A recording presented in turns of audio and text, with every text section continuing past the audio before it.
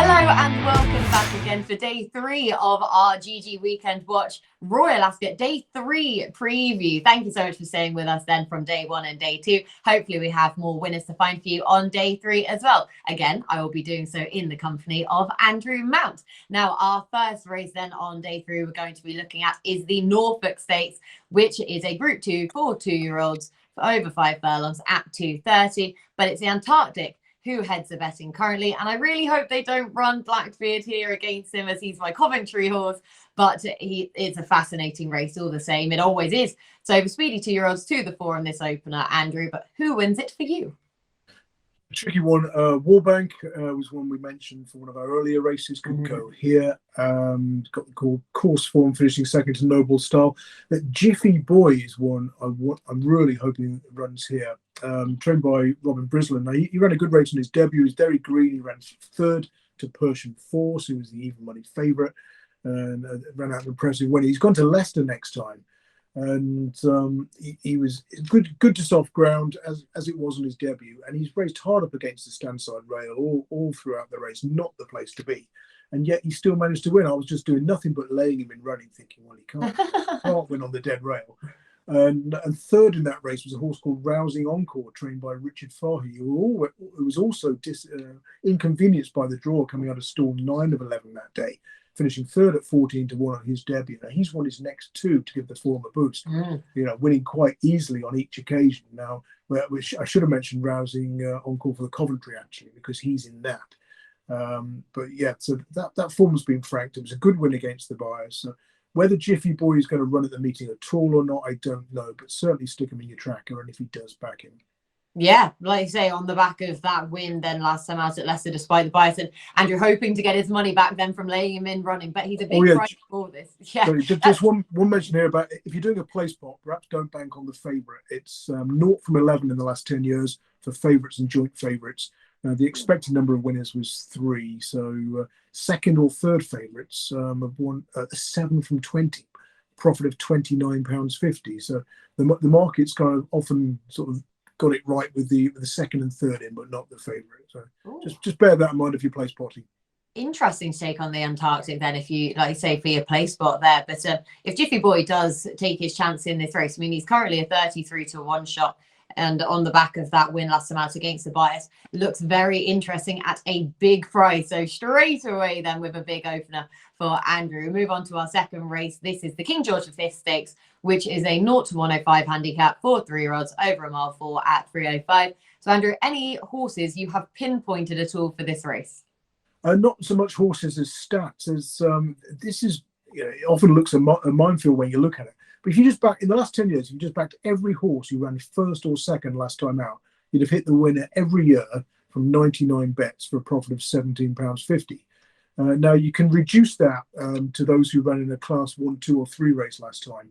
That would be 7 from 44 for a profit of £43.50. So, and then we want to narrow it down further, perhaps using the draw. The last 10 years of stalls 1, 2, 3, 4, and 5 got a combined record of just 1 win from 50.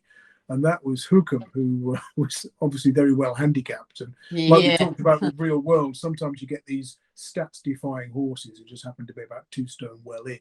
So, maybe look for a horse who's finished first or second last time in a decent race, class 3 or higher, who's drawn sort of middle to high. And that might help you narrow it down nearer the time. Yeah, I was going to say, we've still got a week now. Nearly to the minute as we record now that we've still got until this race is actually run. So we've got an awful lot of water to pass under the bridge until then. But they are definitely the stats then to put into your figuring out then of exactly who you want to be siding with for this. So do make a note of everything that Andrew's just said then for the 3:05, the King George V Stakes. We move on then to the Group 2 Ribblesdale at 3:40, which is for the 3-year-old fillies over a mile 4, where Emily Upjohn may well take her chance here. Such is the news that broke this morning that John and Thady Gosden were considering running her in the Ribblesdale as she's come out of the Oaks fresh and well after her unlucky defeat that I was delighted about. So Andrew, this may well be a tight turnaround then for Emily Upjohn, but we've seen John Gosden do this before anyway. So can she make amends for Epsom here? Yeah, I hope so, because she's in my top 10 to follow. And same. Yeah, although the team involved, I was the only one who didn't want to put her in. prior to the Oaks, and I was outvoted, and so that was So hopefully she makes a quick reappearance. Yeah, it was exciting news, wasn't it? I say Thursday the 9th of June as we're recording this. So she's 6-4 favourite. Obviously, if you bet her now, you will lose your money if she doesn't turn up. So maybe hold 5 of those bets. There was another horse from the Oaks I was quite interested in here at a bigger price, which is Tranquil Lady for Joseph O'Brien. Now, she's run 6th at Epsom, 7 lengths behind Tuesday. I've watched the race back a couple of times today, and you look at those who are up with the pace. Most of them have finished out the back of the telly. I think they went pretty hard. You had With the Moonlight, an 11-1 shot for Charlie Appleby, finished last of 11, being 26.5 lengths. Thoughts of June was making the running for Aidan O'Brien. Maybe she was there as pawn sacrifice for Tuesday. You know what his tactics are like in these races. But even so, she's a good horse who was beaten 13 lengths. Rogue Millennium was sort of fair. Well, actually, so that was more sort of midfield. So you look at the horses who were up there throughout. They've all finished well being, apart from Tranquil Lady, who was 6th. So she's fared best of those who have ridden prominently. I did think, maybe she didn't stay and that she wanted to come back to 10 furlongs, but she was keeping on again at the finish. So, if she turns up here, Tranquil Lady, 10-1 at the time of recording, could give you a good run for your money. Yeah, Tranquil Lady, let's say, who did best of those ridden prominently in the Oaks last time out. She gets the quick turnaround then as well. Then she may well be one at a bigger price to take on Emily Upjohn, because of course she's going to be popular in the market should she take her own chance in that race. Right, we move on then to one of the most emotional races of the entire week, no doubt. This is in the Gold Cup at 420, which is a Group 1 for 4-year-olds and over 2 mile 4, where Stradivarius will have his final Royal Ascot race as he bids to cement his status as one of the greatest stayers of all time by winning the Gold Cup for a 4th time. And in doing so, that would equal the number in this race with Yates of wins. So it may well be heart over head with a few people for this race, Andrew. So are you thinking with heart, head or wallet here? It's difficult, isn't it? Because I didn't have a bet in the York race, when he won last time, but I was cheering him home. I'm thinking, he might be 100 years old, but he's no back number. What is he now? He's a, and then you think back to last year's race when he finished 4th, and do you blame the jockey? Was it an ill-judged ride? Was it just a case of this is too much for him now at his age, and he's not as good as he was, when he won it 3 years in a row? So you think, do I want to back him at 4-1? No. Do I want to have him on my place pot? Probably yes. And then you've got Trushan as well, who's an absolute star. I love Trushan, but I love Trushan on soft or heavy going. And I think if it dries out, he won't even run. Alan King's not being afraid of saying, no, the ground's too quick, I'm pulling him out, which is obviously the right thing to do. He's got all those big autumn targets again. Champions Day, if you were the owner, I don't know if you, but if I were the owner, I'd be thinking, well, his best chance of winning races this year is in the autumn when he's more likely to have the soft or heavy conditions he needs. That's obviously Champions Day and Longchamp. Hadron, yeah. I don't want to do anything in the interim that could damage his prospects of winning those races. So if it's good to firm in places, or even good watered next week, which it probably will be on day 1. Maybe it's just going to be too quick for him and he won't even turn up. So I certainly couldn't recommend him anti-post now at 4-1. If we had 6.5 hours of thunderstorms on the morning of the race, then he's a 5-star nap. But he is so ground dependent. He's a wonderful horse. It's really difficult to recommend though, without knowing the ground. So you're thinking, well, is Stradivarius, too old to win? Is Trushan going to hate the ground? So you come back to Kyprios, Aidan O'Brien, who's got such a fantastic record in this race. And this one was hugely impressive last time. But that was a Group 3 and he was 10-1 on. He's won by 14 lengths. He's stepping up from a mile 6, but you kind of know with Aidan O'Brien, he's probably going to stay, isn't he? And he's going to be the amount of Ryan Moore, and he's probably going to run an absolute cracker. He could end up winning this race for the next 3 or 4 years. So of those at the head of the market, Kyprios is the one that I've got to side with at this stage without knowing the ground. Yeah, I'm in complete agreement with you here. Where, like I say, it was completely toying between the top 3, but they all have their own certain special, not certain special requirements, because Kyprios, we don't know that at this stage. All we have to wonder about him is he going to get this trip? But like you say, from this yard with his pedigree, the way that he's shaped, you have to have every confidence that he's going to take this step up in trip in his stride.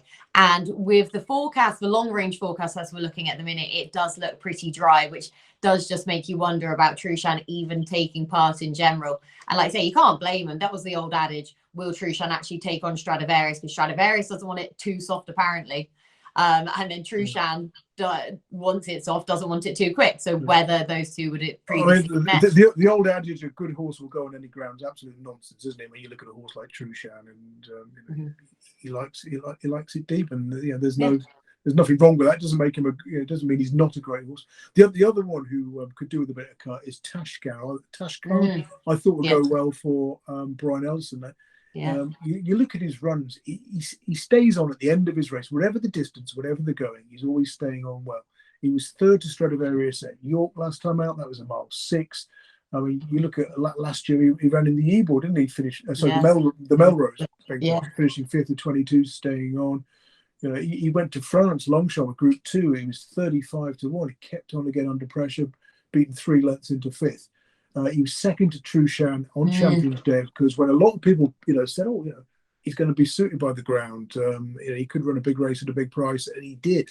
So you've got Trushan 4 to 1, Stradivarius 4 to 1, Tashkhan split the pair on Champions Day, and he's 33 to 1. Yeah. And I would think they're going to run him regardless of the ground, because they ran him on good to firm ground 2 runs ago. That was here at Ascot. Again, it was too quick for him. He hated the ground. He still only got beaten 3.5 lengths. So if it's sort of good watered ground, and the race times of the earlier races suggest it's not too quick, then sort of Tashkhan each way. He's going to be ridden for a place, I think, isn't he? And certainly makes each way appeal. Yeah, 33 to 1. He's a horse that's just regularly dismissed in the market, isn't he? For all that there's no reason to have done that. And like you say, his run then when he was 50 to 1 for the long distance cup and British Champions Day was remarkable. So a bit of juice in the ground then for Tashkhan. Looks a huge price at 33. Yeah, and again, the step up and trick could compensate. It might just be that we think he needs soft ground because that brings his stamina into play, but an extra half mile is going to do that as well. So who knows? Exactly. Yeah, I'll make him. Actually, I'm going to make him my pick over Kyprios. Tashkhan each way. Okay, then each Exciting. way. I won't have a bet. I know, exactly. Get on it now. Even regardless of weather, who cares? Exactly. We'll just keep backing Tashkhan then at this stage. And I have a feeling we may be going to him as an outsider of the day than to be backing. Well, stay tuned to find out, though, if that's going to be the case. Right, we have the Britannia Stakes at 5 o'clock, which is a 0 to 105 heritage handicap for 3-year-old colts and geldings over a mile. And this year's race is as tricky as ever, understandably so. So again, Andrew, any horse you've penciled in as a likely Britannia contender? Yeah, and again, we should talk about the draw. Last year, it was a big advantage to be drawn high. The first 3 drawn 19, 25 and 28 generally helps to come from off the pace. When we had Dubai Honor was 4th in this race last year from stall 10. Did best of those to race on the far side off a mark of 91. It's now rated 121. So Dubai Honor 2 stone in hand still couldn't overcome a poor draw, which again shows you how good Real World's performance was in the Hunt Cup a couple of days earlier. But the one I really like here is Wanees, Wanees. My goodness, I was impressed by this horse at Sandown. This is trained by Charles Hills. That was his reappearance. He was hooded for the first time, running in the Isha Cup mile handicap. They went pretty steady that day. It was a big advantage to be on the front end. A City Runner, a 16 to 1 shot, trained by Brian Meehan, looked like he was going to nick it from the front under Jamie Spencer. The 3rd and 4th were also prominent. And Wanees, he thought, oh crikey, he's got too much to do. He switched to the middle of the track. He's not picking up, and then bang, he has. He's won by half a length, but I don't think I've ever been more impressed by a horse who's won by that sort of margin. I thought he's got a ton in hand. He was rated 84 that day. He's since gone up, obviously. What is he now? 91. I thought that was generous, a £7 rise, given how inconvenienced he was by the track bias. He's in the John Smith's Cup at York next month, 16 to 1 anti-post for that. But I'm assuming the reason he hasn't run since is to kind of protect his handicap mark for this. And we're going to see him run here and hopefully win here. Wanees, I think he's run about 8 to 1 anti-post, isn't he? 10 to 1. Fairly ahead of the mark. I'll take your word for that because I can't find him here in the betting.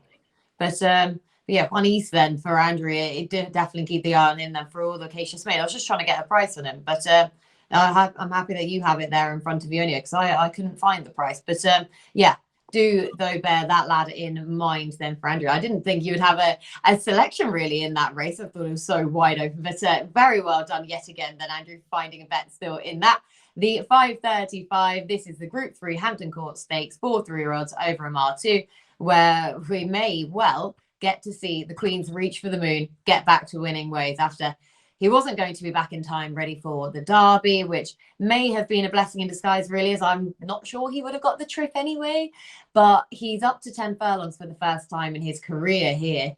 And I mean, what a story this would be in the Queen's Platinum Jubilee year if she can have a Royal Ascot winner. And he'll be heavily backed on the day, Andrew, as you would have thought, with that romantic ideology then of him winning for the Queen. So can he do it? Well, I bought into the romantic ideology last year when napping him for the Chesham Stakes. I was so impressed with that first run behind New Science at Yarmouth when he was incredibly green. I think he jumped a path at one stage, which didn't get mentioned in the Racing Post write-up, and he still only got beaten a length and a half. But of course, he's bumped into Point Lonsdale last year, hasn't he? Yeah. I think I ended up putting him up as a win bet, and then he's drifted to an each-way price, going off at 11-1 behind the odds on favourite Point Lonsdale, beating the third by over 3 lengths. So it's kind of one of those races you think, why wasn't I on each way or without the favourite? Why have I put him up as a sort of 2-point win? After that, he won his next 2. Then he's gone bumped into Bayside, Boy, No Mug, Donny in Group 2 company. And then the comeback run, I don't know, I was a little bit underwhelmed by it, and I'm thinking maybe he's not going to offer much in the way of value at Ascot now, and perhaps because of the colours, perhaps because of who trains, and maybe we're sort of, reading too much into what we've seen and what we hoped he might be. So, what price have you got there for him, Kate? For Reach for the Moon, I have 6-4. Yeah, I'm sort of passing at that price. I don't think I want to be involved. Yeah, okay. Are you going to have a selection instead of him, or just wait? Yeah, again, we haven't got the 5-day decks at this stage, have we? And sort of flicking through, nothing really sort of stands out. So I'm sure I will take him on with something each way on the day. But as we said at the start of day one, you just check our columns, mine and Daryl's, on the GG website and see what we go for. Yeah, definitely do. But at this stage, like I say, 6-4 does seem short enough for Reach for the Moon. And to be honest, I can only see that getting shorter as we get more towards a day as well, because that is just, of course, everyone's going to get swept away then. I was going to say, just one quick mention, Tranquil Lady, who I mentioned for the Ribblesdale, she's in this as well. So if they do decide to come back to 10 furlongs, then maybe she could be the one. Yeah, like I say, dependent on whether or not they thought she did actually stay or not the last time out. But like I say, she was keeping on. So it's going to be interesting to see which trip they actually go for then with her. And then our final scheduled race is the Buckingham Palace Stakes, which is a 0-105 handicap, 4-3 odds and over 7 furlongs at 6:10. So again, Andrew, anything you have had your eye on even for the Buckingham Palace Stakes? Atavus,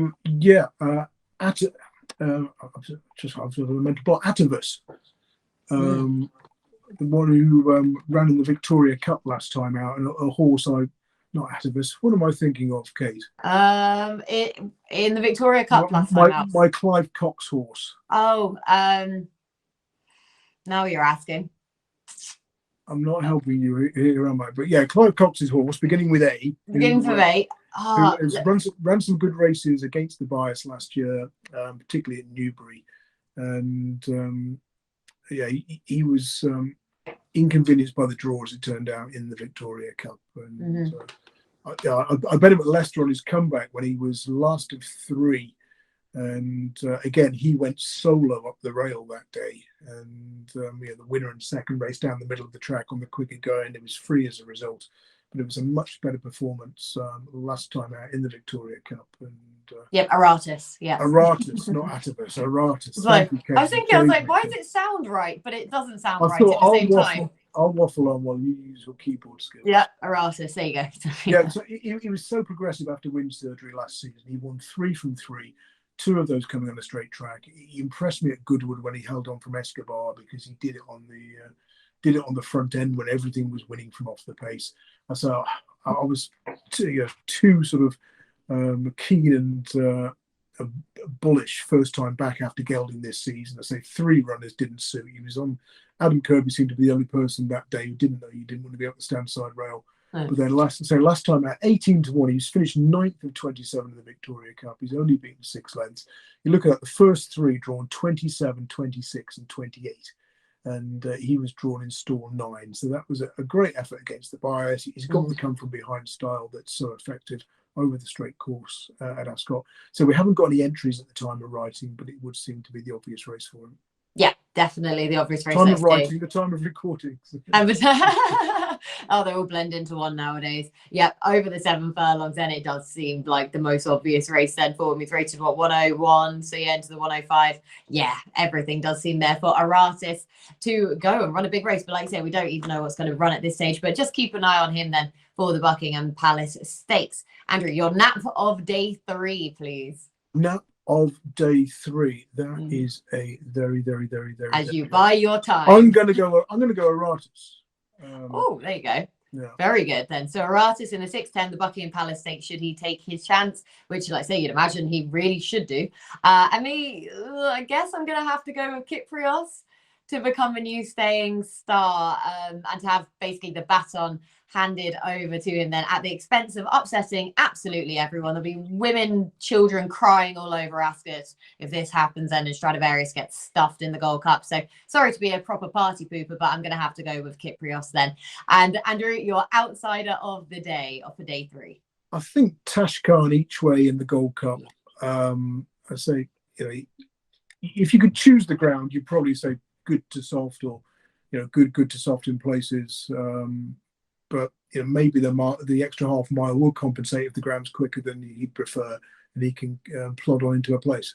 Yeah, so not then pigeonholing him into just being a softer ground specialist. Like you say, he may well even improve for the extra trip that he's going to get here. And 33-1 is a big price then for Tashkhan in the Gold Cup as well. So yeah, not going to dismiss you from that whatsoever. Again, I'm copping out. I've just given up now with the outsiders of the day. But if you do have any more interest then in the lads' selections, you can, of course, catch them nearer the time when we actually know what's running and exactly how the races sort of are being formatted and are developing as well then on their columns, of course, on the website at GG.CO.UK. Now, big thank you to Andrew for all of his help. And just to mention as well, for this weekend, as we record on Thursday, we're not obviously previewing this weekend's racing on this show. We thought we'd favour Royal Ascot instead, but you can, of course, catch weekend selections then in the lads' columns as well, and also on their social media pages too. So do follow them and stay tuned then for that. So big thank you to Andrew. Big thank you to our sponsors, SBK, of course, for this. Stay tuned then for next week, where we will be back with Daryl Carter to cover the final 2 days of Royal Ascot. Thanks so much for watching.